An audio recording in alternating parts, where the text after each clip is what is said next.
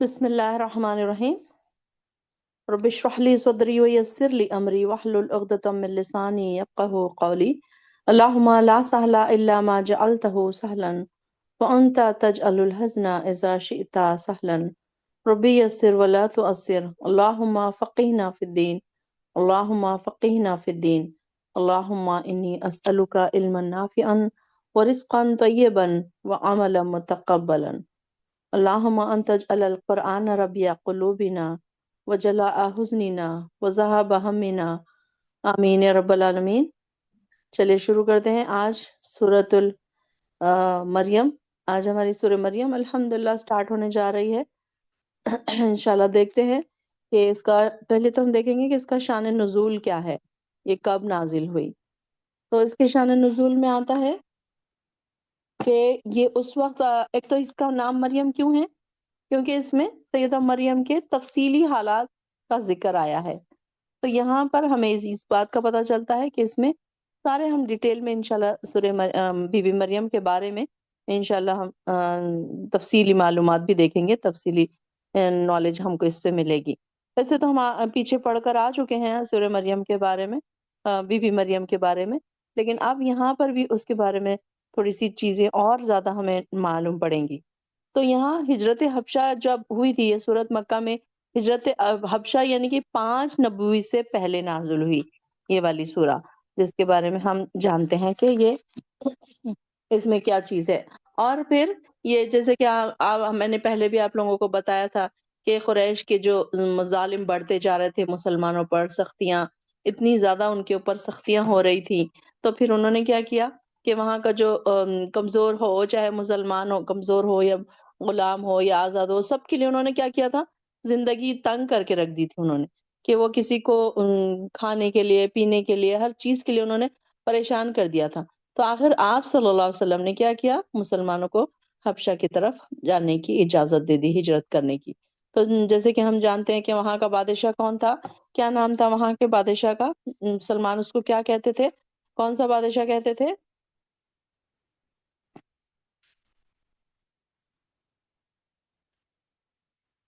کیا نام تھا اس بادشاہ کا؟ جلدی سے لکھیے، ٹائپ کریے جلدی سے، فاسٹ۔ دیکھتی ہوں کس کا آنسر آتا ہے پہلے۔ حبشہ کے بادشاہ کو کیا کہتے تھے، کیا نام تھا اس کا؟ Very good, Hina, Hina Ata Siddiqui Najashi, very good, excellent, very good. Mukhtiar باجی، ویری گڈ، ماشاء اللہ، ویری گڈ۔ سارا امتیاز، آپ لوگوں کے آنسرز بہت فاسٹ آنے چاہیے۔ اب آپ لوگ کے جی میں نہیں رہے، آگے کی کلاس میں آ گئے آپ لوگ۔ تو وہاں کا جو بادشاہ تھا مسلمان، جسے نجاشی کہتے تھے، تو آپ نے جیسے کہ دیکھا کہ وہ اپنے انصاف کی وجہ سے مشہور تھا نا، تو پھر وہاں پر حبشہ کی طرف ہجرت کا فائدہ یہ تھا کہ وہاں تبلیغ کے لیے میدان بھی کھلا ہوا تھا، اب وہاں پر یہ لوگ آرام سے اپنی تبلیغ بھی کر سکتے تھے۔ تو پہلی بار سیدنا عثمان کے ساتھ جو پہلا گروپ گیا حبشہ کو، جو روانہ ہوا، تو اس میں کتنے مرد اور کتنی عورتیں تھیں، یہ بھی آپ لوگوں نے لکھا تھا، شاید اب آپ بھول گئے ہوں گے، اب اتنی باریک بات آپ کو یاد نہیں رہے گی۔ تو چلیے میں بتا دیتی ہوں، آپ لوگ یہاں پر بھی نوٹ کرتے جائیں ساتھ ساتھ۔ 11 مرد اور 4 عورتیں اس میں شامل تھی، جو پہلا گروہ گیا تھا ہجرت کر کے۔ تو ان عورتوں میں سیدنا عثمان کی بیوی یعنی کہ رسول اللہ علیہ وسلم کی بیٹی جو تھی، بی بی رقیہ، وہ بھی اس میں شامل تھے۔ تو اس موقع پر یہ پہلا جوڑا تھا، سیدنا ابراہیم کے بعد یہ پہلا جوڑا تھا جو اللہ کی راہ میں ہجرت کے لیے نکلا۔ ابراہیم علیہ السلام اور بی بی ہاجرہ نکلے تھے، اس کے بعد یہ پہلا جوڑا تھا جو ہجرت کے لیے نکلے تھے۔ کون تھے؟ حضرت عثمان اور ان کی بیٹی رقیہ۔ تو اسی موقع پر اب یہ پھر چند ماہ کے بعد پھر 83 مرد اور 11 عورتیں حبشہ کو منتقل ہو گئے، پھر اور زیادہ لوگ چلے گئے، جس میں سے 7 غیر قریشی بھی مسلمان تھے۔ اب مکے میں کتنے لوگ باقی بچ گئے؟ صرف 40 آدمی رہ گئے وہاں پر، یعنی کہ جو مسلمان تھے جو صرف 40 رہ گئے۔ اب یہ صورتحال میں کیا ہوا کہ مکے والوں کو کافی کفار مکہ جو تھے وہ اس بات سے کافی پریشان ہو گئے کہ ان کے جو، کیونکہ اب یہ جانے والوں میں کون تھے، کسی کے نہ کسی کے گھرانے کے چشم و چراغ تھے، کسی کا بیٹا تھا، کسی کا داماد تھا، کسی کی بیٹی تھی، کسی کی بہن تھی۔ اب یہ ان کو بات بڑی تکلیف دہ ہو رہی تھی کہ ہمارے اپنے ہم کو چھوڑ کر چلے گئے۔ تو اسی صدمے سے متاثر ہو کر کچھ لوگ تو مسلمان ہو گئے، اور زیادہ تعداد ان لوگوں کی تھی جنہوں نے مسلمانوں پر سختیوں میں اور زیادہ اضافہ کر دیا۔ اور پھر جیسے کہ ہم نے پڑھا تھا پہلے بھی کہ اس غرض سے انہوں نے کیا کیے تھے کہ قریش کے لوگوں نے 2 ماہرین جو ان کے بھیجا تھا ان کے طرف، عبداللہ بن ابی ربیہ جو ابو جہل کا بھائی تھا، اور عمرو بن عاص، یہ 2 لوگ جو تھے اسلام نہیں لائے تھے، ان کا انتخاب کیا کہ یہ دونوں بادشاہ کے پاس جائیں گے، ان کے پادریوں کے لیے تحفے تحائف لے کر حبشہ لے کر پہنچیں گے، اور ان کے پادریوں سے بات تحفے دے کر اس بات پر آمادہ کر لیں گے کہ یہ جو ہمارے لوگ آپ کے پاس آ گئے ہیں بھاگ کر، مجرم جو، تو ہمیں ان کو یہ واپس دے دیا جائے۔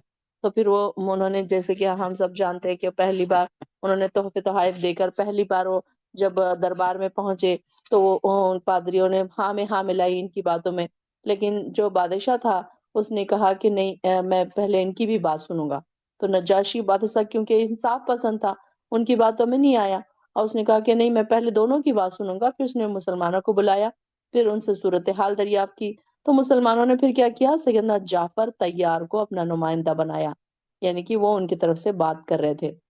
انہوں نے کہا کہ یہ ساری چیزیں بتائی، اور اللہ تعالیٰ نے ہمارے درمیان نبی مبعوث کیا، انہوں نے یہ بھی بتایا، نبی صلی اللہ علیہ وسلم کے بارے میں انہوں نے بتایا، اور انہوں نے بتایا کہ یہ لوگ اب ہم جب اسلام قبول کر چکے ہیں تو یہ لوگ کیا کر رہے ہیں، ہمارے پیچھے ہاتھ دھو کر پڑ گئے ہیں۔ تو انہی کے ظلم و ستم سے تنگ آ کر ہم لوگوں نے آپ کے ملک کی پناہ لی۔ انہوں نے جعفر طیار جو تھے، انہوں نے اس طریقے سے نجاشی کو بتایا۔ تو نجاشی کہنے لگا کہ تمہارے نبی پر جو کلام نازل ہوا اس کا کچھ حصہ سناؤ۔ تو انہوں نے کیا کیا، سیدنا جعفر طیار نے اس سورہ مریم کی ابتدائی چند آیات تلاوت فرمائی۔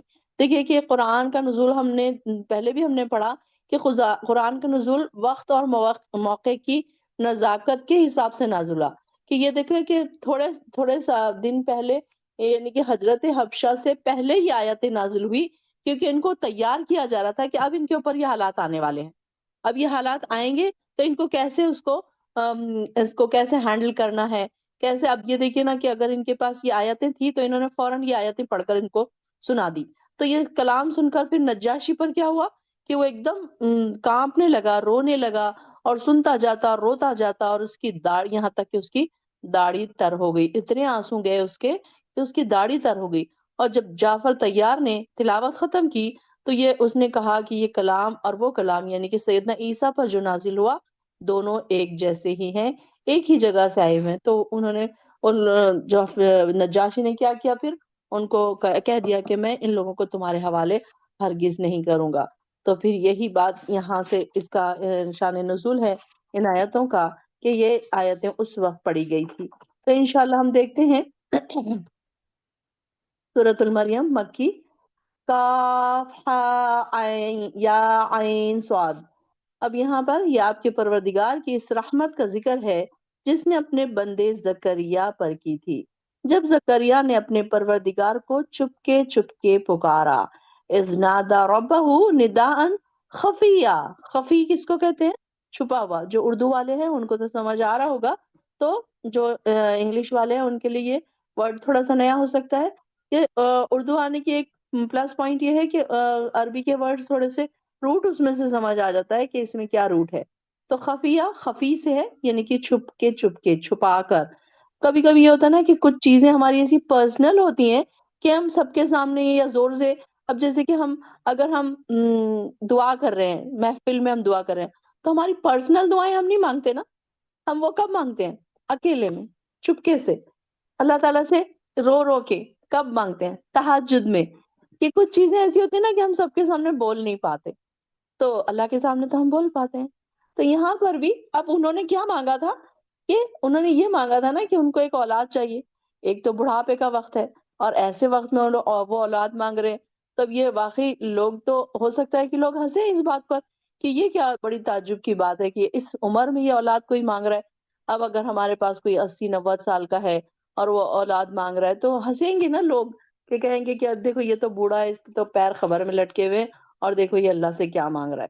تو یہاں پر بھی انہوں نے جب پکارا، اپنے بندے زکریا نے انہوں نے پکارا جب زکریا نے اپنے رب کو پکارا تو کہا، اے میرے پروردگار، میری ہڈیاں بوسیدہ ہو چکی ہیں اور بڑھاپے کی وجہ سے سر کے بال سفید ہو گئے ہیں۔ کیا کہا انہوں نے؟ ربی، اے میرے رب، انی وہن العظم، کہ میں کمزور ہو گیا ہوں، اور واشتعل الراس، اور بھڑک اٹھائے میرا سر۔ واشتعل شعلے سے ہے، شعلے کا کیا مطلب ہے؟ بھڑکنا۔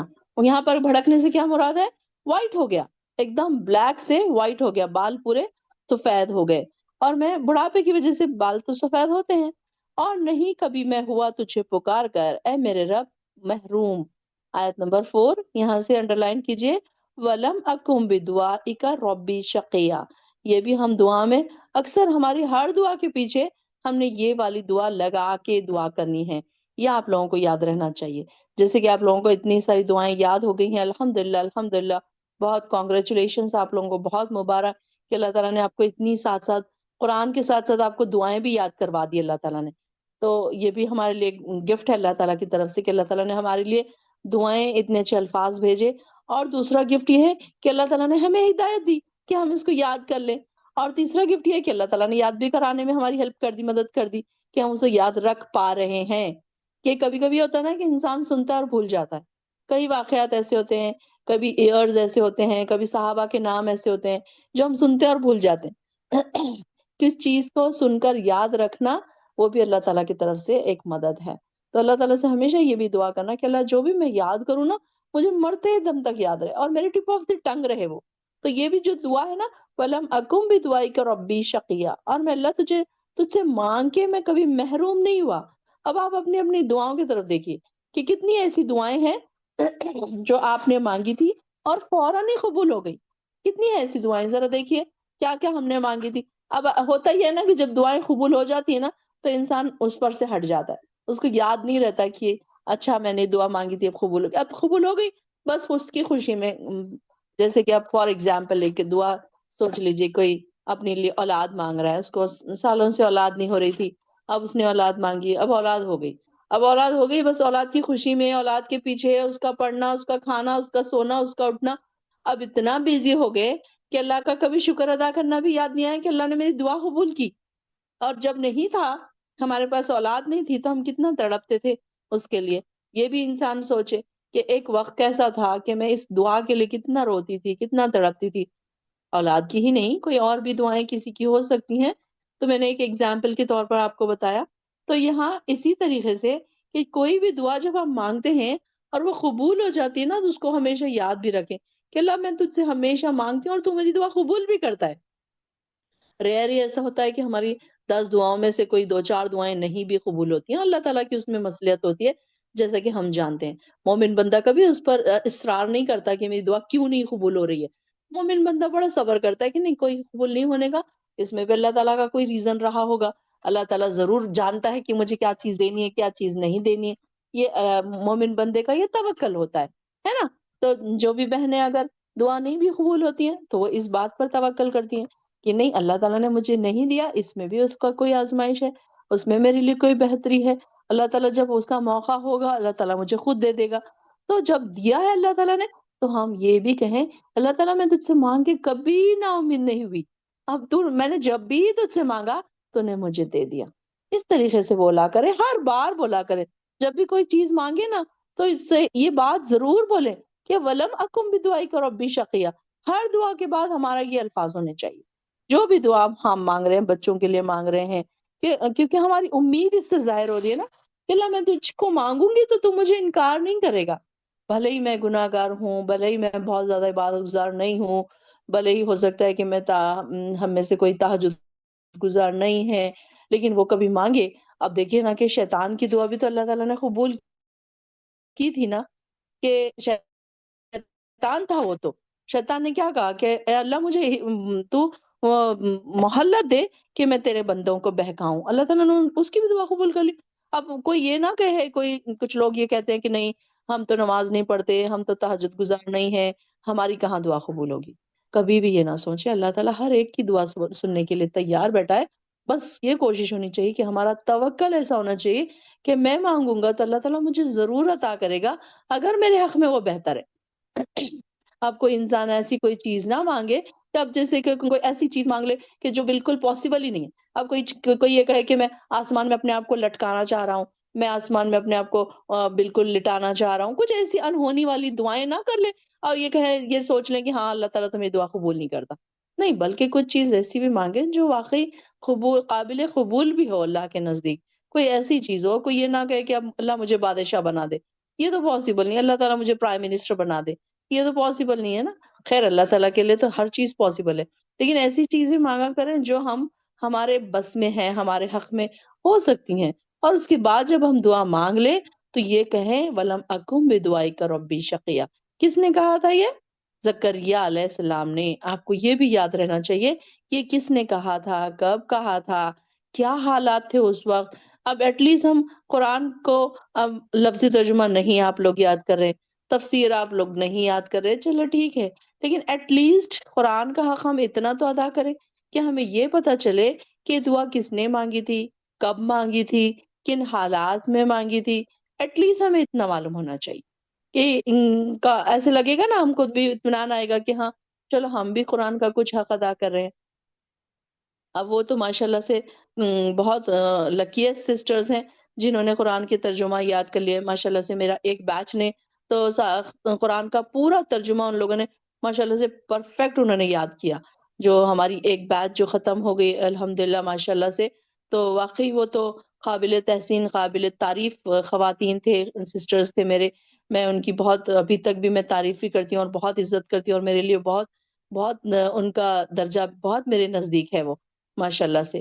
تو ایسے ہیں کچھ ہمارے سسٹرز جنہوں نے بالکل بنا کسی ایکسکیوز کے انہوں نے قرآن لفظی ترجمے کے ساتھ لرن کر لیا، اور ایسا بھی انہوں نے لرن کیا کہ میں ان کی مسٹیک نہیں نکال سکتی تھی. اور اس میں سے تو ایک ہماری سسٹر نان مسلم سسٹر تھی جنہوں نے اسلام قبول کیا تھا، ریورٹ ہوئی تھی وہ، اور انہوں نے لرن کیا تھا. تو ماشاءاللہ وہ تو ہمارے لیے واقعی ایک مثال ہے. تو میں اکثر ان کو یہاں پر انٹروڈیوس بھی کرتی رہتی ہوں، اکثر وہ اس کلاس میں بھی آتی رہتی ہیں اکثر. تو یہ ہے کہ بات یہ ہے کہ انسان کو شوق ہونا چاہیے. اگر شوق ہوگا انسان کو تو انسان کیا کرے گا، کیسے بھی اس کو پھر اس کو حاصل کرنے کی کوشش کرے گا. یہ نہیں ہے کہ انسان سوچے کہ اچھا میں دیکھوں گی، اچھا میں کروں گی، ابھی تو میرا سونے کا ٹائم ہے، ابھی تو میرا جاگنے کا ٹائم ہے، ابھی تو میرا باہر جانے کا ٹائم ہے، ابھی تو میرا شاپنگ کا ٹائم ہے. نہیں، بلکہ ہر ٹائم یہ کہ ہمارا ایک ٹائم تو قرآن کا ہے، تو وہ قرآن تو ہم پڑھیں گے چاہے کچھ بھی ہو جائے. اب یہ نہیں ہے کہ ہم دیکھیں گے اگر ٹائم ملے گا تو پڑھ لیں گے، ٹائم نہیں ملے گا تو نہیں پڑھیں گے. پھر نہیں کوئی انسان کوئی چیز گین کر سکتا ہے نا. کوئی چیز اگر آپ کو حاصل کرنی ہے اس کے لیے آپ کو تو پھر وہ بھی ہونا چاہیے، آپ کے پاس اس کی محنتیں بھی ہونی چاہیے نا. تو یہ بات ہے. تو یہاں پر بھی پھر اللہ تعالیٰ ہمیں سکھا رہا ہے، کتنے پیارے الفاظ ہیں کہ اللہ تعالیٰ میں تجھ سے مانگ کے کبھی نا امید نہیں ہوئی. یہ دیکھیے کہ زکریا علیہ السلام یہ بات کہہ رہے ہیں، ہمیں اور آپ کو تو یہ بات ضرور کہنی چاہیے. تو یہ دعا یاد بھی کر لیجئے، اور ہر دعا کے بعد یہ دعا آپ ضرور کریے.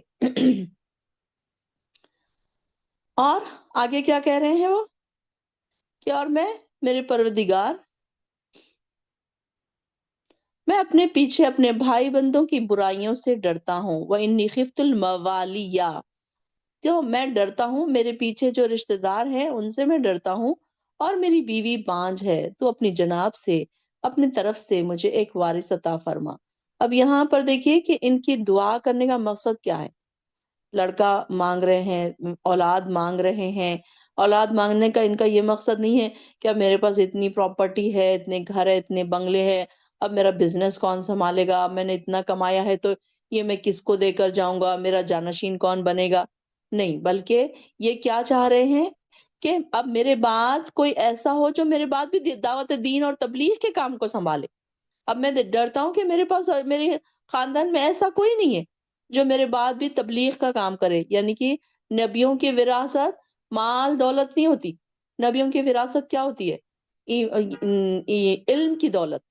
نبوت ہوتی ہے ان کی وراثت، کہ وہ لوگوں کو پھر ان کی اولادیں بھی پھر لوگوں کو دین کی طرف بلانے والی ہوتی ہیں.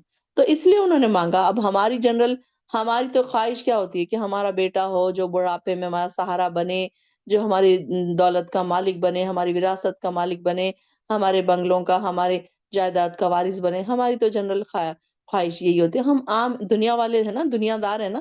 لیکن وہ دیکھیے کہ وہ نبی تھے زکریا علیہ السلام، تو انہوں نے کیسی دعا کی؟ اس لیے دعا کی کہ اللہ اس لیے میں نہیں مانگ رہا کہ میں اس کو دنیا کی چیزوں سے میں نوازوں یا جو بھی کچھ ہے، بلکہ میں یہ چاہ رہا ہوں کہ میرے ہی پیچھے کوئی ہو جو پھر نیکی کے کاموں کی طرف بلانے والا ہو، برائیوں سے ڈرنے والا ہو، اور میں ڈرتا ہوں اس بات سے کہ اب میرے پیچھے ایسا کوئی نہیں ہے۔ تو یہ بات ان کی تھی۔ تو یہاں پر علماء کی جو انبیاء ہے، علماء اور انبیاء جو ہیں ان کے وارث کیا ہے؟ یہاں پر وراثت سے مراد علم دین کی وراثت۔ ہم بھی دیکھیے کہ ہم اپنے وراثت میں کیا کیا چھوڑ کے جا رہے ہیں۔ دین کے علم میں ہم اپنی اپنی دیکھیے کہ آپ لوگوں نے جو پیاری پیاری بکس بنائی ہیں، نوٹس آپ کے بنائے ہیں، یہ بھی آپ کی وراثت ہے، علم دین کی وراثت ہے آپ کی۔ آپ کے بچے ضرور اس کو دیکھیں گے، اس کو ضرور ویلیو کریں گے، اس کو ضرور خوشی سے دیکھیں گے، خوشی سے پڑھیں گے۔ جو بچے آج آپ کو ایزی لے رہے ہیں نا کہ ہاں کیا ممی تو بس ہر وقت کلاسوں میں ہی لگی رہتی ہے، ہاں ممی تو بس ہر وقت اس میں ہی لگے، ممی کو تو دوسری چیزوں کا فکر ہی نہیں ہے، ہوں گے کچھ بچے ایسے بھی بولتے ہوں گے اپنی ماؤں کو۔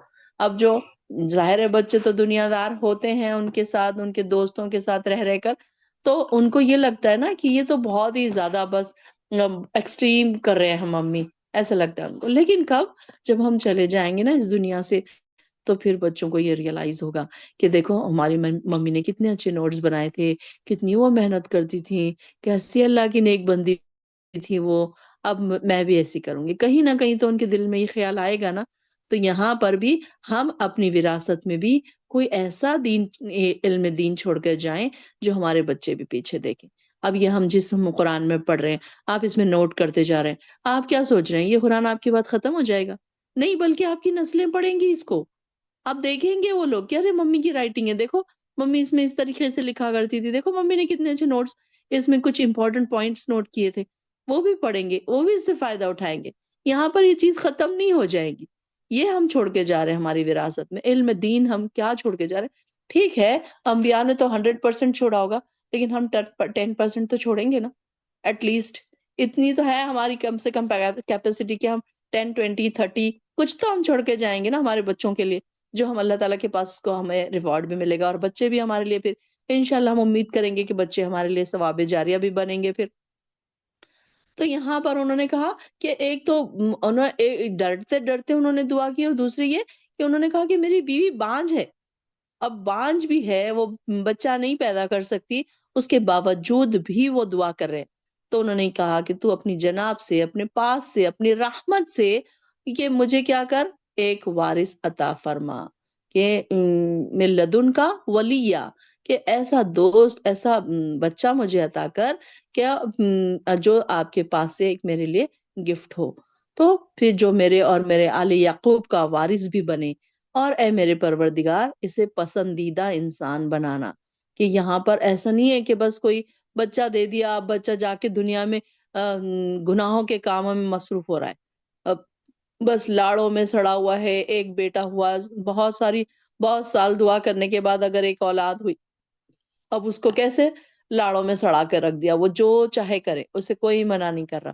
نہیں، بلکہ اولاد بھی کیسی ہونی چاہیے، دعا مانگنے کا یہاں پہ ہمیں طریقہ دیکھیے سکھایا جا رہا ہے، کہ جیسے ابھی ہماری بہن نے کہا کہ ہمیں الفاظ ہم کو اس کو میچ کرنا نہیں آتا، اس کے سینٹینس بنانا نہیں آتا، کہ اب ہم سیکھ رہے ہیں یہاں پر کہ یہاں پر بھی کیا سکھایا جا رہا ہے کہ ایسا وارث ہو، وارث تو ہو لیکن آل یعقوب کا بھی وارث بنے، اور اپنے پروردگار کا پسندیدہ بنے، اسے اپنا پسندیدہ انسان بنانا۔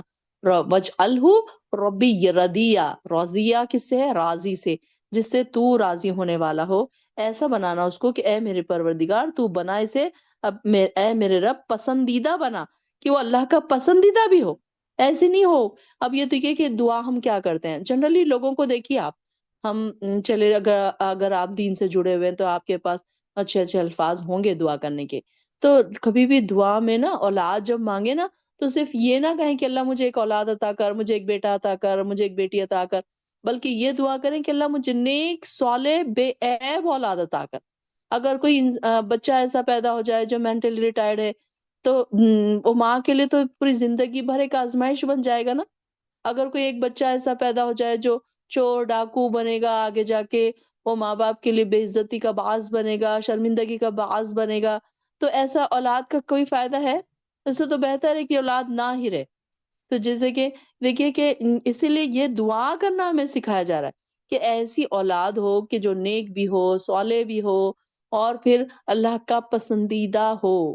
ایسے الفاظ سے دعا کیا کریں جب بھی ہم کسی کو اولاد کی دعا بھی دیں نا، جب آپ کہیں کہ اللہ آپ کو نیک اولاد عطا کرے، اللہ آپ کو صالح اولاد عطا کرے، اور جب کوئی پریگننٹ ہو، ہم خود اگر ہم میں سے کوئی پریگننٹ ہیں یا ہماری کوئی گھر میں کوئی پریگننٹ ہے، تو ان کو اس طریقے سے دعائیں دیا کریں کہ اللہ آپ کو نیک صالح ایسی اولاد عطا کرے جو آپ کے لیے ثواب جاریہ بنے، جو اللہ تعالیٰ جس سے راضی ہو، اور جو آپ کے لیے نیکیوں کے کاموں میں آگے بڑھانے والی ہو، آپ کی عزت کو بڑھانے والی ہو، اور آپ کو اس کی وجہ سے تاج پہنایا جانے والا ہو کہ ہمارے بچے اگر دنیا میں کوئی اچھا کام کریں گے، ہمارے لیے ثواب جاریہ بنیں گے، تو آپ سب جانتے ہیں نا کہ ہمیں تاج پہنایا جائے گا۔ تو اللہ سے دعا کریں کہ اللہ جو بھی آپ ہمیں اولاد دیں گے نا، تو اب چلے ٹھیک ہے، اب ہماری اولادیں ہو گئی، اب سب سوچ رہے ہوں گے کہ ارے ہم نے پہلے تو یہ دعا نہیں کی، چلے اب کر لیتے ہیں نا دعا کہ اللہ اب جو ہمارے اولاد تو نے دے دی ہمیں، تو جب اتنی سمجھ نہیں تھی اللہ کہ ہم نے یہ تو دعا نہیں کی، اب اگر ہمیں سمجھ ہوتی تو ہم یہ دعا جب کر لیتے جب تو ہم تھوڑے سے کیا کہہ لیں جاہل تھے نا۔ مجھے تو ایسے ہی لگتا ہے اپنے آپ کے بارے میں آپ لوگوں کے بارے میں تو ایسا الفاظ نہیں استعمال کروں گی، لیکن میں اپنے آپ کے بارے میں ہی سوچتی ہوں کہ قرآن تو ہم پڑھتے تھے لیکن جاہل تھے، جیسے ذکر آتا ہے نا اس میں کہ سمم بکمن امیون، تو ویسے ہی تھے ہم کہ پڑھتے تو تھے لیکن سمجھ کچھ نہیں آتی تھی، اب سمجھ آنے لگی ہے کہ ایسی دعا ہم نے بھی کرنا چاہیے تھا نا۔ تو آپ دوسروں کو ایسی دعائیں دیا کریں، اور اپنے جو بچے ہیں اللہ تعالیٰ جو تو نے ہم کو عطا کر دیا نا بچے، اب وہ بچے ہمارے لیے کیسے ہوں؟ ثواب جاریہ بنے، اسکالرز بنے، دین کے اسکالرز بنے، قرآن سیکھنے اور سکھانے والے بنے۔ اللہ مجھے جتنا علم عطا ہوا ہے اسے کہیں زیادہ ہماری اولادوں کو عطا کر، ان کو شوقین بنا، تیرے طرف دوڑنے والا بنا۔ یہ دعائیں ان کو ایمان پر ہمیشہ قائم رکھ، ان کے ایمان کی حفاظت کر۔ اللہ میں نے تیرے حفظ و امان میں دے دیا، اللہ بس اب تو اس کا حفاظت نگران کار ہے، اللہ تو اس کا نگہبان ہے، اب میں نہیں کر سکتی۔ اللہ ان حالات، دنیا کے اتنے حالات سخت ہیں، اتنے فتنوں کا دور ہے، اللہ میرے لیے بڑا مشکل ہو رہا ہے کہ ہم اپنے بچوں کو کیسے سنبھالیں۔ یہ دعا کیا کریں کہ اللہ ہم کیسے سنبھالیں اپنے بچوں کو، اللہ تو میری مدد فرما، ربی انی مغلوب فانتصر، ربی انی مغلوب فانتصر۔ اس کو اتنے بار بولے نا کہ ہمیں سمجھ آ جائے کہ ہم کیا بول رہے ہیں اللہ تعالیٰ کو۔ اللہ میں چاہتی ہوں کہ میرے بعد، چاہے میرے سامنے چاہے میرے بعد، میرے بچے دین سے نہ ہٹیں، اتنا زیادہ وہ دین پہ جمے رہیں کہ اور زیادہ ان کا ہر دن ایمان کی طرف اور زیادہ آگے بڑھانے والا ہو۔ اس طریقے سے ہمارا ہونا چاہیے طریقہ کار دعا کرنے کا۔ تو اس طریقے سے دعا کرنی بھی ہمیں آنی چاہیے کہ کیسے ہم دعا کریں۔ پھر اللہ تعالیٰ نے جواب میں فرمایا یا زکریا انا نبشرک بغلام اسمہ یحییٰ لم نجعل لہ من قبل سمیہ، کہ اب یہاں پر دیکھیے کہ فرشتے آئے اور انہوں نے ان کو بشارت دی، اللہ تعالیٰ نے دعا قبول کر کے بیٹے کی بشارت دی، اور ساتھ ساتھ نام بھی تجویز کر دیا۔ یہ ایک ایسا نام ہے جو آسمانوں سے پہلی بار اترا تھا، دنیا میں کسی کا نام یحییٰ نہیں تھا اس وقت، اللہ تعالیٰ نے یہ آسمانوں سے نام بھی اتارا تھا۔ دیکھیے کہ کتنی خوش قسمتی کی بات ہے کہ ایک تو اولاد، بڑھاپے میں اولاد اللہ تعالیٰ عطا کر رہے ہیں، اور دوسرے یہ کہ اس کے بعد نام بھی اللہ تعالیٰ وہیں سے ڈیسائیڈ کر کے بتا رہے ہیں، اور ان کی کوالٹیز بھی آگے بتائی جائیں گی۔ اس سے پہلے اس کا نام کا کوئی دوسرا آدمی ہم نے پیدا نہیں کیا۔ زکریا نے عرض کیا اے میرے پروردگار، میرے یہاں لڑکا کیسے ہوگا جبکہ میری بیوی بانجھ ہے اور میں بڑھاپے کی حد کو پہنچ چکا ہوں۔ یہاں پر بھی دیکھیے کہ زکریا علیہ السلام بڑے تعجب کر رہے تھے کہ یہ بڑی تعجب کی بات ہے کہ یہ کیسے پاسبل ہے اللہ، کہ میں تو اتنا بوڑھا ہو گیا ہوں۔ اب یہاں پر یہ بشارت تو مل گئی، تعجب کرنے لگے کہ تعجب اس لیے تھا کہ اللہ کی قدرت پہ شک نہیں تھا، بلکہ ایسی دعا ہی اگر شک ہوتا تو ایسی دعا ہی نہیں کرتے نا۔ وہ ان کو پتا تھا کہ اللہ تعالیٰ اگر میں دعا کروں گا تو ضرور اللہ تعالیٰ مجھے عطا کرے گا۔ تو جب ان کی یہاں پر دعا قبول ہو گئی تو وہ بڑے کہ اس میں یہ بات ان کے دل میں آئی کہ اللہ یہ کیسے پاسبل ہو سکتا ہے، میں تو اتنا بوڑھا ہو گیا ہوں اور میری بیوی بانجھ ہے، تو یہ کیسے پاسبل ہو سکتا ہے۔ تو اللہ تعالیٰ نے کیا جواب دیا؟ اللہ تعالیٰ نے فرمایا ہاں ایسا ضرور ہوگا، قال كذلك قال ربك هو علي حين وقد خلقتك من قبل ولم تك شيئا. اور جب تک یہاں پر کہ جب تک کوئی چیز نہیں تھی، میں اس سے پہلے میں تجھے زکریا نے کہا کہ اللہ تعالیٰ نے فرمایا ہاں ایسا ضرور ہوگا، تیرا پروردگار یہ کہہ رہا ہے کہ میرے لیے یہ آسان سی بات ہے، کہ یہ اللہ کے لیے تو کوئی مشکل نہیں ہے نا، اللہ تعالیٰ جس کو جیسا کرے وہ ہوا علیہ حین، آسان ہے اللہ تعالیٰ کے لیے، کوئی مشکل نہیں ہے کہ جب تو کوئی چیز نہیں تھا تو اللہ تعالیٰ نے ہی تجھے پیدا کیا نا. تو زکریا نے عرض کیا پروردگار پھر میرے لیے کوئی نشانی مقرر کر دے. اللہ تعالیٰ نے فرمایا تیرے لیے نشانی یہ ہے کہ تو مسلسل 3 رات تک لوگوں سے بات نہ کر سکے گا. اور پھر وہ وقت آ گیا، زکریا اپنے حجرے سے نکل کر اپنی قوم کے پاس آئے تو انہوں نے اشارہ سے کہا تو کہ صبح اور شام تسبیح بیان کرو. اللہ تعالیٰ نے یحییٰ کو بچپن میں ہی حکم دیا تھا کہ اے یحییٰ کتاب یعنی کہ توریت پر مضبوطی سے عمل پیرا رہنا، اور ہم نے اسے بچپن میں ہی قوت فیصلہ عطا کر دی تھی. ہم نے اپنی مہربانی سے نرم دل اور پاک سیرت بنایا. دیکھیے کہ ان کی کوالٹیز بھی کیسی تھی کہ نرم دل تھے، پاک سیرت تھے اور پرہیزگار تھے.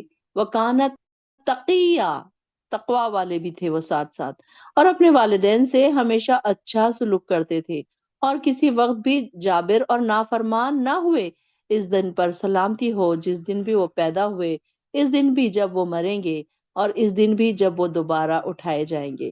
اے پیغمبر اس کتاب میں مریم کا حال بھی ذکر کیجئے جب وہ اپنے گھر والوں سے الگ ہو کر مشرقی جانب گوشہ نشین ہو گئی، یعنی کہ چلے گئی، اپنے آپ کو انہوں نے چھپا لیا. اب یہاں پر ان کی بھی ذکر ہو رہا ہے کہ دیکھیے کہ اللہ تعالیٰ فرما رہے ہیں کہ اے نبی اب ان کا بھی ذکر ان کو سنائیے. اور پردہ ڈال کر ان سے چھپ گئی، اور اس وقت ہم نے اس کی طرف اپنی روح یعنی کہ فرشتے کو بھیجا. کون سے فرشتے تھے وہ؟ اس وقت سیدنا مریم کے پاس آنے والے کون سے فرشتے تھے؟ Very good, very good, excellent Noreen. جی جبرائیل علیہ السلام تھے اس وقت جو انہوں نے ان کی طرف بھیجے گئے تھے. تو یہاں پر اب اور اس وقت ہم نے ان کی طرف اپنے فرشتے کو بھیجا جو ایک تندرست انسان کی شکل میں مریم کے سامنے آ گیا. وہ بولی اگر تمہیں کچھ اللہ کا خوف ہے تو میں تم سے اللہ کی پناہ مانگتی ہوں.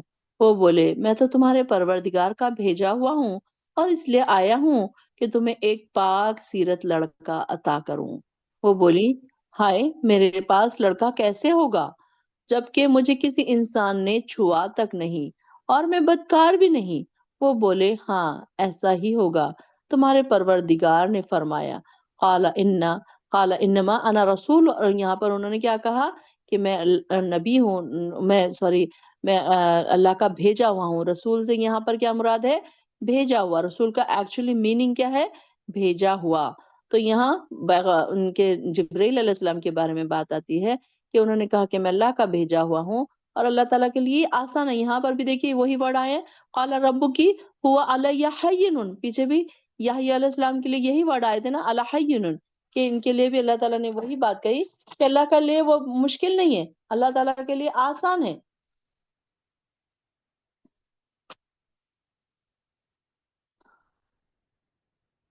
اور وہ بولے کہ یہاں ایسے ہی ہوگا، تمہارے پروردگار نے فرمایا اور میرے لیے یہ بات آسان ہے، اس لیے بھی ایسا ہوگا کہ ہم اس لڑکے کو لوگوں کے لیے ایک نشانی بنائیں گے اور وہ ہماری طرف سے رحمت ہوگا اور یہ کام ہو کے رہے گا. وَكَانَ أَمْرًا مَقْضِيًّا، مطلب پورا ہو کے رہنے والا. چنانچہ مریم کو اس بچے کا حمل ٹھہر گیا اور وہ اس حالت میں ایک دور کے مکان میں علیحدہ جا بیٹھی. پھر جب زچگی کا درد انہیں ایک کھجور کے تنے تک لے آیا، یعنی کہ ڈیلیوری کا جب ٹائم آیا تو پھر کیا ہوا کہ وہ ایک کھجور کے تنے کے پاس آئی اور کہنے لگی کاش میں اس سے پہلے مر چکی ہوتی اور میرا نام و نشان بھی باقی نہ رہتا. اس وقت درخت کے نیچے سے فرشتے نے انہیں پکار کر کہا غمزدہ نہ ہو، اللہ تحزنی، کہ تم پریشان نہ ہو، تمہارے پروردگار نے تمہارے لیے نیچے سے ایک چشمہ بہا دیا. قد جعل ربکی تحتکی سریا، اس کھجور کے تنے کو زور سے ہلاؤ، وہ آپ پر تازہ اور پکی ہوئی کھجوریں گرائے گا۔ اللہ دیکھیے کہ اللہ تعالیٰ نے وہاں پر کوئی چیز نہیں ہے، ان کا کوئی ہیلپ کرنے والا نہیں ہے۔ اب ہمارے پاس مورل سپورٹ کے لیے کتنے لوگ ہوتے ہیں، یہاں پر دیکھیے کہ اتنی تکلیف، اور وہاں پر کھانے کا کوئی چیز ہے نہ، پانی پینے کے لیے کوئی چیز ہے، کتنی بے کسی، تنہائی۔ اور یہ دیکھیے کہ کیسے اس وقت وہ بالکل اکیلی تھی، یہاں تک کہ پانی تک موجود نہیں تھا۔ تو یہ کیسا ان کا وہ وقت تھا۔ تو انہوں نے الفاظ ان کے اس طریقے سے آتے ہیں کہ انہوں نے کہا کہ اتنی تکلیف میں تھا ہی، تو انہوں نے کہا کہ کاش کہ میں مر ہی چکی ہوتی، اس سے پہلے ہی میں مر جاتی۔ اکیلی تھی نا، تو ان کے کوئی نہ ان کی کوئی ہیلپ کرنے والا، نہ ان کے کھانے کے لیے نہ کوئی انتظام۔ اب یہاں پر دیکھیے کہ اللہ تعالیٰ نے ان کے لیے ایک چشمہ وہاں پر بہا دیا، اور ان کے لیے کھجور کا درخت وہاں پر ان کے لیے، کہ جب وہ ہلائیں گی اس کو تو کھجور کی تازہ کھجوریں ان کے پر گریں گی اور وہ اس کو ہی کھا لیں گی۔ تو یہاں پر دیکھیے کہ کھجور کے بارے میں آج بھی ہم لوگ ڈلیوری میں ہم یہی دیکھتے ہیں نا کہ کھجور زیادہ سے زیادہ کھلائی جاتی ہے، کیونکہ اس میں ساری ہر قسم کی غذائیت ہے۔ اگر سائنس نے اس کو یہ پروو کیا نا آج کل، کہ اس میں آئرن بھی ہے، اس میں کیلشیم بھی ہے، اس میں ہر چیز کی غذائیت ہے، کہ انسان دیکھیے ان لوگ تو صرف کھجوروں پر ہی زندہ رہتے تھے زیادہ تر۔ ان کے پاس تو ہمارے جیسے الگ الگ قسم کے کھانے، ہائی کیلوریز والے، لو کیلوریز والے، یا کیلشیم والے، یا آئرن والے، یا چیزوں والے، ایسی ایسی چیزیں تو ہمارے پاس نہیں تھی۔ لیکن وہاں پر دیکھیے صرف کھجور کا ہی سہارا تھا۔ لیکن ہمیں بھی آج سائنس نے یہ پروف کیا ہے کہ کھجور میں کتنی غذائیت ہوتی۔ اور دیکھیے کہ جنرلی ہمارے پاس پریگننٹ وومن کو کھجور کھلایا جاتا ہے نا، تاکہ اس کا آئرن وغیرہ سب صحیح رہے۔ تو یہ دیکھیے کہ کتنے سو سال پرانی بات ہے، یہ اس وقت کی بات ہے، سائنس آج اس کو پروو کر رہی ہے کہ کھجور کتنا زیادہ غذائیت سے بھرپور ہے۔ اور اچھا، ایک بات بھی میں سٹارٹنگ میں بولنا بھول گئی، کہ بہت سارے لوگ کیا کرتے ہیں کہ پریگننسی میں سورہ مریم کو پڑھنے کے لیے کہتے ہیں کہ سورہ مریم پڑھیں گے تو ڈلیوری آسان ہوگی، یا پھر سورہ یوسف پڑھیں گے تو بچہ خوبصورت ہوگا۔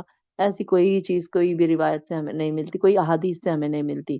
تو یہ قرآن تو ویسے ہم پڑھیں گے، سمجھیں گے، ہم اپنے اندر اتاریں گے، تو یہ تو ہمارے لیے ہدایت کا ذریعہ بنے گی، رحمت بھی بنے گی، نور بھی اس سے آئے گا، یہ ساری چیزیں تو ہمیں ملیں گی۔ لیکن نہیں، یہ سورہ مریم پڑھنے سے کوئی ڈلیوری آسانی سے ہوتی ہے، ایسا نہیں ہے کہیں بھی۔ بہت سارے لوگ اس میں بھی، بہت سارے اس میں لوگ غلو کر لیتے ہیں کہ اس کو اتنا زیادہ کوئی کوئی نا بس روز سورہ مریم ہی پڑھتے ہیں پریگننسی میں، ایسے بھی نہیں کرنا چاہیے۔ تو پڑھو، اس کو سمجھو کہ اس میں کیا بتایا جا رہا ہے، اللہ تعالیٰ نے کیسے ان کے حالات بھی یہاں پر ہمیں بتایا، ان کے حالات سے آگاہ کیسے کیا ہم کو، یہ ساری چیزیں اس میں بتائی جا رہی ہیں۔ تو پھر اب آگے کیا ہے کہ جب ان کو کہا گیا کہ تم اس کو کھاؤ، اور بکی ہوئی کھجوریں کھاؤ پیو، اور اپنی آنکھ ٹھنڈی کرو، پھر اگر کوئی آدمی تمہیں دیکھ پائے تو کہہ دینا کہ میں نے اللہ کے لیے روزے کی نظر مانی ہے، لہٰذا آج کسی انسان سے بات نہیں کروں گی۔ پھر وہ اس بچے کو اٹھائے اپنی قوم میں آ گئیں، تو وہ لوگ کہنے لگے، مریم تو بہتان والی چیز لائی ہے، اے ہارون کی بہن، نہ تو تیرا باپ کوئی برا آدمی تھا، اور نہ ہی تیری ماں بدکار تھی۔ مریم نے اس بچے کی طرف اشارہ کر دیا، تو وہ کہنے لگے، ہم اس سے کیسے بات کریں جو ابھی گود میں ہے، بچہ تو ابھی گود میں ہے۔ اب یہ کہ اللہ تعالیٰ نے ان کو کہا تھا نا کہ تم خاموشی کا روزہ رکھنا، اور جب کوئی پوچھے تو ان سے کیا کہنا، بچے کی طرف اشارہ کر دینا، کیونکہ عیسیٰ علیہ السلام ایک معجزاتی طور پر پیدا ہوئے نا، بغیر باپ کے پیدا ہوئے۔ تب یہ لوگ جو ہے تو ان کے اوپر عجیب عجیب قسم کی باتیں بنا رہے ہیں، یا عجیب عجیب قسم کی باتیں لگا رہے ہیں۔ تو انہوں نے کہا کہ اب یہ کیا کرو کہ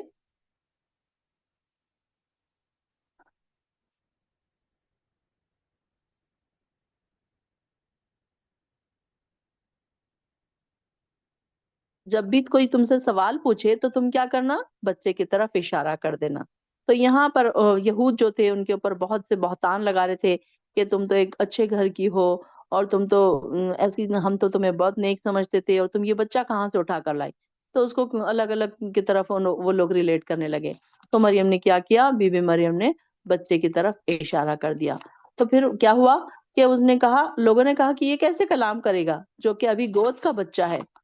تو بچہ بول اٹھا کہ میں اللہ کا بندہ ہوں، اللہ تعالیٰ نے مجھے کتاب دی ہے اور نبی بنایا ہے، جہاں کہیں بھی میں رہوں گا اس نے مجھے برکت والا بنایا۔ قالا انی عبداللہ، کیا الفاظ تھے ان کے کہ میں کیا ہوں، انی عبداللہ. یہ اللہ تعالیٰ نے عیسیٰ علیہ السلام کو گویائی دی، زبان دی، اور وہ فوراً بول پڑے. کیا کہا انہوں نے؟ میں اللہ کا بندہ ہوں، اللہ تعالیٰ نے مجھے کتاب دی ہے اور نبی بنایا ہے، اور جہاں کہیں بھی میں رہوں گا اس نے مجھے بابرکت بنایا ہے. اب جب تک میں زندہ رہوں گا مجھے نماز اور زکوٰۃ ادا کرنے کا حکم دیا ہے، اور یہ بھی کہ میں اپنی والدہ سے بہتر سلوک کرتا رہوں. اور اللہ نے مجھے جابر اور بدبخت نہیں بنایا، یعنی کہ سخت نہیں بنایا. اور پھر مجھ پر سلامتی ہو جس دن میں پیدا ہوا، اور اس دن بھی جب میں مروں گا، اس دن بھی جب میں زندہ کر کے اٹھایا جاؤں گا. یہ ہے عیسیٰ ابن مریم کا قصہ.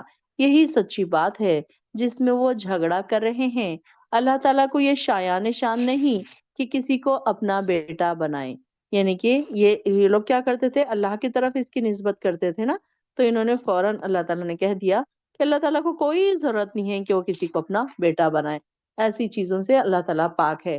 جب وہ کسی کام کا ارادہ فیصلہ کرتا ہے تو بس کیا کہتا ہے، ہو جا، تو وہ ہو جاتا ہے. اور آپ انہیں بتائیں اگر اللہ ہی میرا اور تمہارا پروردگار ہے لہٰذا اسی کی عبادت کرو، یہی سیدھی راہ ہے. پھر مختلف گروہوں نے آپس میں اختلاف کیا، بس ایسے کافروں کے لیے ہلاکت ہے جو بڑے دن کی حاضری کا انکار کر رہے ہیں. جس دن وہ ہمارے پاس آئیں گے اور اس روز خوب سن رہے اور دیکھ رہے ہوں گے، لیکن یہ ظالم آج کھلی گمراہی میں پڑے ہوئے ہیں. اور انہیں پچھتاوے کے دن سے ڈرائیے جبکہ ہر کام کا فیصلہ کیا جائے گا. آج تو یہ لوگ غفلت میں پڑے ہوئے ہیں اور ایمان نہیں لا رہے. بے شک ہم ہی زمین اور اس پر موجود سب چیزوں کے وارث ہوں گے، اور انہیں ہمارے یہاں ہی لوٹ کر آنا ہے. اس کتاب میں سیدنا ابراہیم کا قصہ بیان کیجیے. اور وہ راست باز انسان تھے اور ایک نبی تھے. جب انہوں نے اپنے باپ سے کہا، ابا جان آپ ایسی چیزوں کی عبادت کیوں کرتے ہیں جو نہ سنتی ہیں، جو نہ دیکھتی ہیں، اور نہ تمہارے کسی کام آ سکتی ہیں. اب یہ دیکھیے کہ سیدنا ابراہیم علیہ السلام کیسے اپنے والد کو دین کی دعوت دے رہے ہیں. بڑوں کو دین کی دعوت دینے کا طریقہ الگ ہوتا ہے، بچوں کو دین کی بات بتانے کا طریقہ الگ ہوتا ہے. اب یہاں پر ڈومینیٹنگ نہیں ہونا چاہیے. ہم کو بھی جب ہم کسی اپنے بڑوں کو ہم کوئی بات بتائیں، یہاں پر دعوت دینے کا طریقہ سکھایا جا رہا ہے کہ کیسے. انہوں نے کہا کہ اے ابا جان آپ ایسی چیزوں کی کیوں عبادت کر رہے جو نہ آپ کے کام آ رہی، نہ آپ کی کوئی پریشانی دور کر رہی، نہ سن سک رہے، نہ دیکھ سک رہے. تو آپ ایسی کیوں چیز کی عبادت کر رہے؟ کہ دیکھیں ان کے بتانے میں، ان کے بولنے میں، ان کے بلانے میں کتنی محبت ہے، کتنی سافٹنس ہے. اگر دیکھیے کہ آپ صلی اللہ علیہ وسلم کے بارے میں بھی کیا آتا ہے کہ اگر آپ صلی اللہ علیہ وسلم سخت گو ہوتے اور اگر نرم دل نہیں ہوتے تو لوگ ان سے دور ہٹ جاتے. تو یہاں پر دین کا جو دائی ہے اس کو سب سے پہلے کیا ہونا چاہیے، اپنے بولنے والوں سے، اپنے سنانے والوں کو ایسے سافٹ کارنر ہونا چاہیے، سافٹ اس کا لہجہ ہونا چاہیے، پیار بھرا لہجہ ہونا چاہیے. یہ نہیں ہونا چاہیے کہ ارے تم تو نماز ہی نہیں پڑھتے، میں تو دیکھتی ہوں تم تو فلاں وقت بھی بیٹھے تھے، تم تو نماز نہیں پڑھتے، تم نے تو 4 رکعت ہی پڑھی، تم تو 2 ہی پڑھی، تم نے تو اتنی جلدی سجدے مارے. یہ ایسے کسی کو نہ شرمندہ نہ کیا کریں کہ اس کو یہ شرمندگی ہو جائے کل سے پھر وہ آپ کے سامنے نماز ہی نہ پڑھے. تو بلکہ بڑے پیار سے ہمیں یہاں پر یہ بھی سکھایا جا رہا ہے کہ دیکھو اپنے بڑوں کو کیسے دین کی طرف بلایا جاتا ہے، کیسے دین کی دعوت دی جاتی ہے، اور ایک دین کے دائی کو کیسے بات کرنا چاہیے. یہ بھی یہاں پر سکھایا جا رہا ہے کہ کیسے ہم بولیں، کیسے ہمارا کوئی رویہ ایسا سخت نہ ہو. کئی بار کئی بہنوں کا ایسا مسئلہ ہے کہ ان کے شوہر نماز نہیں پڑھتے، بچے نماز نہیں پڑھتے، ماں باپ دین کی طرف نہیں آتے. اب یہ کچھ ایسے رشتے ہیں، چلے بچوں کو تو بھی ہم 1-2 بار ڈانٹیں گے بھی، 1-2 بار پیار سے بھی سمجھائیں گے، 1-2 بار ہم لالچ بھی دے دیں گے، ان کے لیے تو ہے بہت ساری چیزیں. لیکن اگر شوہر ہے، اگر ماں باپ ہے، تو یہ ایسے رشتے ہیں کہ جہاں نہ ہم ان کو ڈانٹ سکتے ہیں، نہ ان سے ہم زیادہ بحث کر سکتے ہیں، نہ ان کو زیادہ بول سکتے ہیں. تو بڑے پیار بھرے انداز میں ان کو سٹوریز سنائیں، ان کو ویڈیوز دکھائیں، اور پھر یا تو پھر ان کے موبائل پہ یہ ساری چیزیں سینڈ کرتے جائیں، ایسے اس سے ریلیٹڈ چیزیں سینڈ کرتے جائیں جس کی وجہ سے ان کے مائنڈ ان کا کھل جائے دین کی طرف. اور دوسرے ان کے لیے بہت زیادہ دعائیں کیا کریں کہ جب ہم جہاں پر بالکل ہمارا اینڈ پوائنٹ آ جاتا ہے نا، تو وہاں پر صرف دعا ہمارا سہارا ہوتی ہے، اور کچھ بھی چیز نہیں ہوتی جس سے ہم سہارا لے سکیں. تو دعا کا سہارا لے، اللہ تعالیٰ سے کہیں کہ اللہ ربی انی مغلوب فانتصر. پھر وہی دعا آ گئی نا ہماری. یہ دعا تو ہمارے ایسے ہونا چاہیے نا، ہر چیز میں ٹپ آف دی ٹنگ، ہر ایک کو یاد ہو جانی چاہیے. اور مجھے یقین ہے کہ میں یہ دعا اتنی بار کہہ چکی ہوں کہ ہماری سسٹرز کو یاد ہو چکی ہوگی یہ والی دعا. تو یہ بات کہ اللہ میں تو مجبور ہو گئی ان کو بول بول کے. تنگ نہ ہو، پریشان نہ ہو، بس جتنا ان کے سامنے رونے کے بجائے جا نماز پہ سجدوں میں رویا کریں کہ اللہ میں چاہتی ہوں کہ یہ دین کی طرف آ جائیں. اللہ میرے بس میں نہیں ہے کہ میں ان کو ڈانٹوں یا ان کو کسی طرح کھینچ کے ہاتھ پکڑ کے ان کو دین کی طرف لا لوں. کئی خواتین ایسی ہیں جو پریشان ہیں کہ ان کے شوہر نماز نہیں پڑھتے، دین کی طرف نہیں آتے، ماں باپ نہیں پڑھتے نماز، یا پھر کوئی گھر کے ایسے بڑے جو ہیں جو دین کی طرف نہیں آتے. تو بالکل پریشان نہ ہو، اللہ تعالیٰ کی آزمائش ہے اور آپ کو دعاؤں کا ہتھیار تو دیا گیا ہے نا. اللہ تعالیٰ سے دعائیں بہت زیادہ کریں. پھر اللہ تعالیٰ کو کہیں کہ اللہ میں نے آپ سے دعا کی، اب مجھے امید ہے ولم اکم بھی دعائی کرو بھی شقیہ. یہ بھی کہہ دیں پھر کہ اللہ میں دعا مانگے تو کبھی نا امید نہیں ہوئی، فلاں وقت بھی میری دعا قبول ہو گئی، فلاں وقت بھی قبول ہو گئی، وہ بھی تو نے مجھے دے دیا، یہ بھی تو نے مجھے دے دیا، اور مجھے امید ہے تو مجھے یہ بھی دے دے گا. تو انشاءاللہ العظیم ہو سکتا ہے کہ ایک دن میں دعا نہ قبول ہو سکتا ہے کہ 10 دن میں نہ قبول ہو سکتا ہے کہ 10 مہینے میں نہ قبول ہو سکتا ہے کہ 10 سال میں نہ قبول ہو. اب اس پر ہم نے صبر کرنا ہے. یہ نہیں کہ میں نے آج دعا کر لی تو کل میری دعا کیوں نہیں قبول ہو رہی، 1 مہینہ ہو گیا کیوں نہیں قبول ہو رہی. کبھی کبھی 10 سال لگ جاتے ہیں، کبھی کبھی ہماری زندگیاں گزر جاتی ہیں، اور اس کے بعد ہو سکتا ہے کہ کبھی ہماری دعائیں بھی قبول ہو جائیں. ہو سکتا ہے کہ ہمارے جانے کے بعد ہماری دعائیں قبول ہو جائے، کیونکہ ہماری دعائیں تو ضائع نہیں جاتی نا. ہمیں پتہ ہے نا کہ وہ سیو ہو جاتی ہیں، اس کا وہ وقت آتا ہے تب اس کی دعا قبول ہوتی ہے. پھر اللہ تعالیٰ سے یہ بھی دعا کریں کہ اللہ تو معاف کرنے والا، تو ان کو معاف بھی کر دے، ان کی نادانی پہ تم پکڑ نہ کر ان کی. یہ ایسی بھی دعا کیا کرے کہ اللہ یہ نادان ہے، ان کی نہیں سمجھ پا رہی یہ بات، تو پلیز ان کی پکڑ نہ کرنا. ہاں جنرلی لوگ کیا کرتے، اللہ تعالیٰ تو تم کو دوزخ میں ڈال دے گا، تم تو ایسے دوزخی ہو، ایسے باتیں کرتے نا. جہالت والی باتیں ہوتی ہے کہ کبھی بھی یہ نہ کہیں کسی کو کہ تم جہنم میں جاؤ گے، تم یہ نہیں کرو گے تو دوزخ میں جاؤ گے.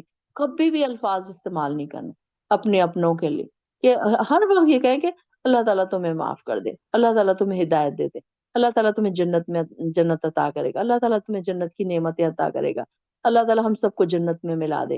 ایسی پیاری باتیں کیا کریں، سافٹ کارنر ہوا کریں. یہاں پر دین کے دائی کیسے ہونا چاہیے، یہ بھی ہمیں ایک بات ہمیں سکھائی جا رہی کہ انہوں نے اپنے ابا جان سے کہا کہ یہ ساری چیزیں تمہارے کام نہیں آ سکتی، اور انہوں نے کہا کہ ابا جان میرے پاس ایسا علم آیا ہے جو آپ کے پاس نہیں ہے، لہٰذا میرے ساتھ چلیے، میرے پیچھے چلیے، آپ کو میں سیدھی راہ دکھاؤں گا.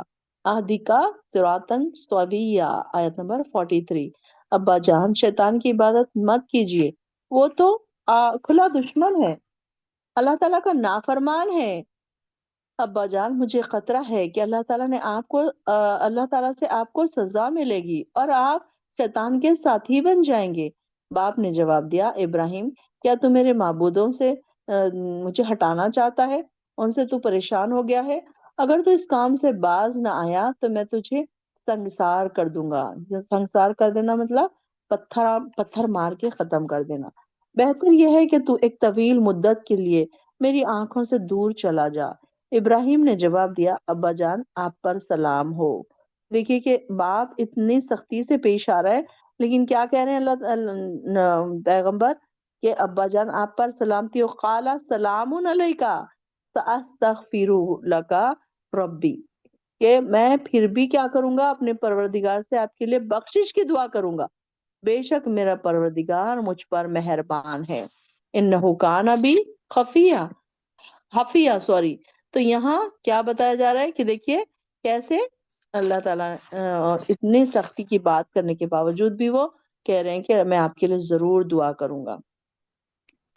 میں آپ لوگوں کو بھی چھوڑے جا رہا ہوں، اور ان کو بھی جنہیں تم لوگ اللہ کے سوا پکارتے ہو، اور میں تو اپنے پروردگار ہی کو پکاروں گا. مجھے امید ہے کہ اپنے پروردگار کو پکار کر محروم نہ رہوں گا. پھر جب سیدنا ابراہیم ان لوگوں کو چھوڑ کر چلے گئے اور ان چیزوں کو بھی جنہیں وہ اللہ کے سوا پوجتے تھے، تو ہم نے انہیں اسحاق عطا کیا اور اس کے بعد یعقوب بھی، اور ان سب کو ہم نے نبی بنایا، ہم نے اس سب کو اپنی رحمت سے نوازا تھا اور ذکر خیر سے سر بلند کیا تھا۔ اس کتاب میں موسیٰ کا قصہ بھی بیان کیجیے، بے شک وہ ایک چنے ہوئے انسان اور رسول اور نبی تھے۔ ہم نے انہیں کوہ طور کی داہنی جانب سے پکارا تھا اور راز کی گفتگو کرنے کے لیے اسے قرب عطا کیا۔ وَقَرَّبْنَاهُ نجیہ، نجیہ کس کو کہتے ہیں؟ سرگوشی کرنے کو، اس کے لیے نجیہ کا ورڈ آ رہا ہے۔ تو یہ کیا ہے؟ اللہ تعالیٰ نے ہم کلامی کرنے کے لیے، سرگوشی کرنے کے لیے اپنا مقرب بنایا تھا، اور اپنی مہربانی سے ان کے بھائی ہارون کو نبی بنا کر اپنی مدد کے طور پر دے دیا۔ اور اس کتاب میں اسماعیل کا قصہ بھی بیان کیجیے۔ اب یہاں پر سب کے شارٹ قصے، سب انبیاء کے شارٹ قصے بیان ہو رہے ہیں۔ تو یہاں پر ہمیں بات کا اندازہ ہو رہا ہے کہ کون کون سے نبیوں کا اس میں چھوٹے چھوٹے طریقے سے، زیادہ لمبے لمبے اس میں نہیں آئے ہیں، لیکن شارٹ ذکر آ رہا ہے۔ پھر اس کے بعد اس میں اسماعیل کا قصہ بیان کیجیے۔ وہ وعدے کے سچے اور رسول تھے، اور اپنے گھر والوں کو نماز اور زکوٰۃ ادا کرنے کا حکم دیتے تھے، اور اپنے پروردگار کے نزدیک ایک پسندیدہ انسان تھے۔ اس کتاب میں ادریس کا بھی ذکر کیجیے، اور وہ ایک راست باز انسان اور نبی تھے، اور ہم نے انہیں بلند مقام پر اٹھا لیا۔ یہ وہ انبیاء ہیں جن پر اللہ نے انعام کیا۔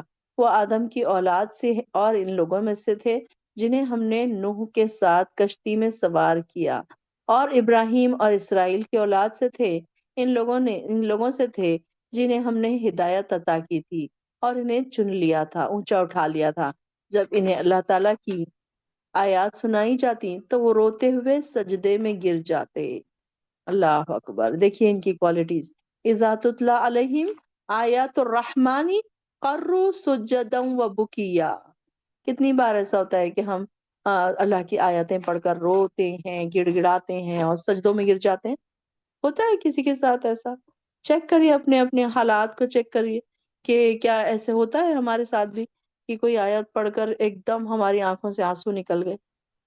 اگر ایسا ہوتا ہے آپ کے ساتھ تو آپ کے لیے خوشخبری ہے، مبارکبادی ہے آپ کے لیے کہ آپ کا ایمان کا لیول ہے۔ اور اگر نہیں ہوتا ہے ہمارے ساتھ ایسا تو پھر سمجھ لیجئے کہ اب ہمارے ایمان کو بڑھانے کی ضرورت ہے ہم کو۔ کیوں ہمارے ساتھ ایسا نہیں ہو رہا؟ یہ سمجھ لیجئے کہ یہاں یہ بتانے کی بات ہے کہ ہمارا ایمان کا لیول کم تو نہیں ہو گیا۔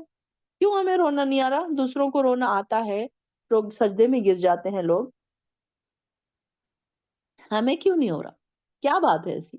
یعنی کہ ہمارا ایمان کا لیول کم ہے۔ تو وہاں پر ہمیں پریشان ہونے کی ضرورت ہے، سوچنے کی ضرورت ہے کہ میرا ایمان کا لیول کم ہے، کہ میں آیتیں پڑھ کر میرے دل پر کوئی اثر ہی نہیں ہو رہا، کیوں ایسا ہو رہا ہے میرے ساتھ؟ کیسے ہونا چاہیے تھا نا کہ ہم بھی تو مسلمان ہیں، ہم بھی تو ایمان والے ہیں، پھر ہمارے ساتھ کیوں نہیں ایسا ہو رہا کہ ہم بھی فوراً سجدوں میں گر جائیں؟ کیونکہ ہمیں سمجھ ہی نہ آئی نا بات، کیا بات چل رہی ہے وہ نہ ہمیں سمجھ آئی، تو سمجھ نہ آئی تو پھر ہم کیا کریں گے؟ پھر ہمیں نہ رونا آیا، نہ ہنسی آئی، نہ خوشی ہوئی، کچھ بھی نہیں ہوا ہمارے ساتھ۔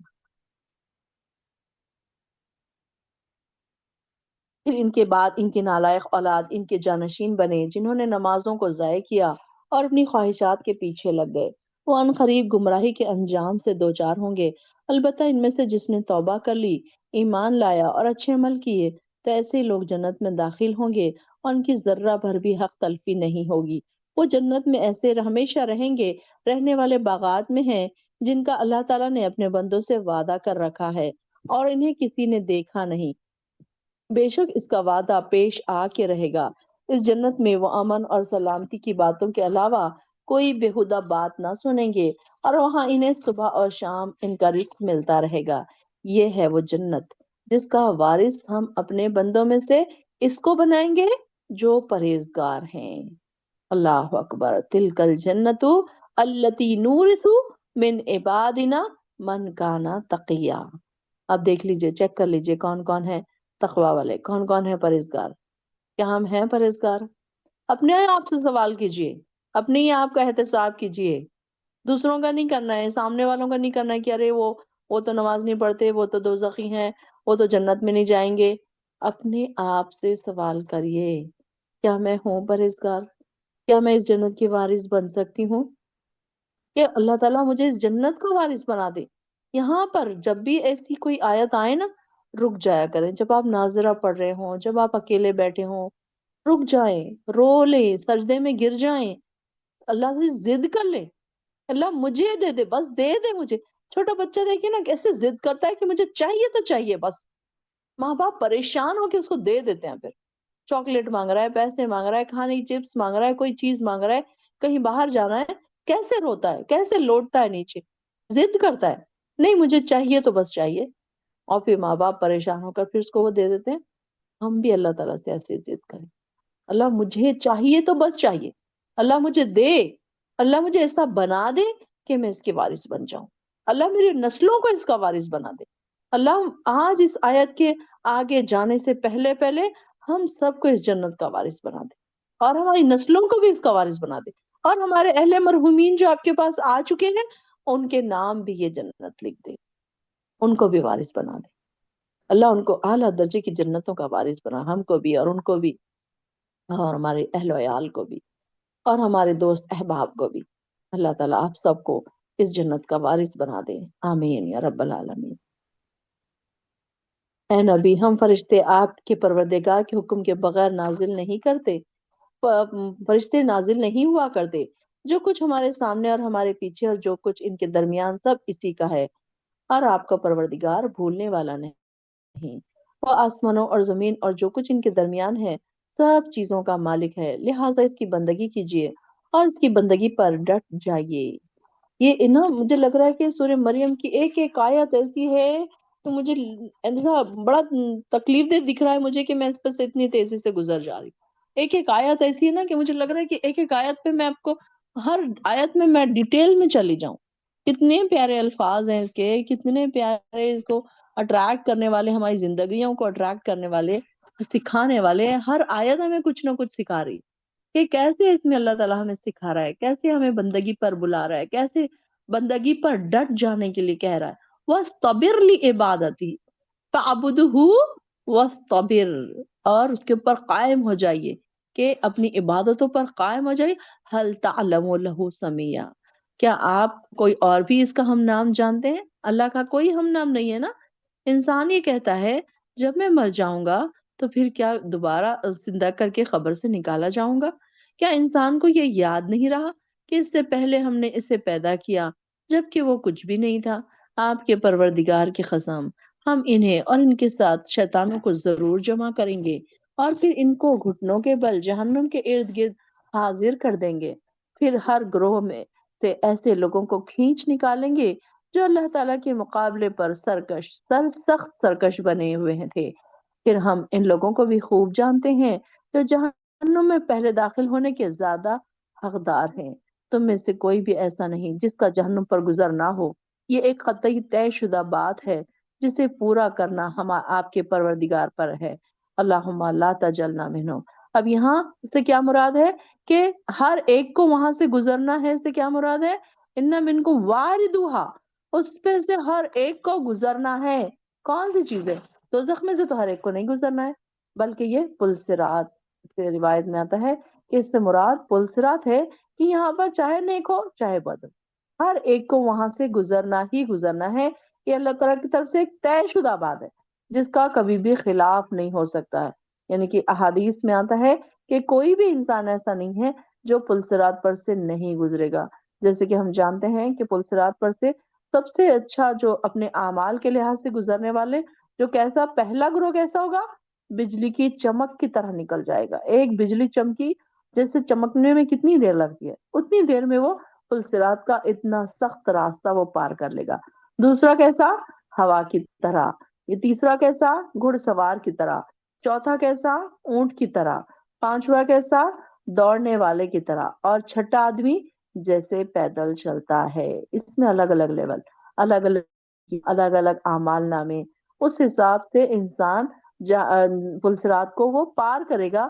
اور جب اس کی سارے، اب جیسے کہ ہم جانتے ہیں کہ ساری یہ چیزیں ہو گئی، اس کا حساب کتاب، میزان وغیرہ سب کچھ ہو گیا، اب ایک پل ہے اور پل کے اس پار پھر جنت ہے، تو وہ جنت میں جانے کے لیے ہر ایک کو اس میں سے گزرنا ہوگا۔ وَإِن مِّنكُمْ إِلَّا وَارِدُوهَا، کہ یہ اللہ تعالیٰ نے بات طے کر کے رکھی ہے کہ سب کو اس پر سے گزرنا ہی پڑے گا۔ یہاں پر لکھ لیجئے کہ پل صراط پر سے گزرنا پڑے گا۔ تو یہاں پھر اس طریقے سے ہر ایک کی رفتار اس کے اعمال کے حساب سے ہوگی۔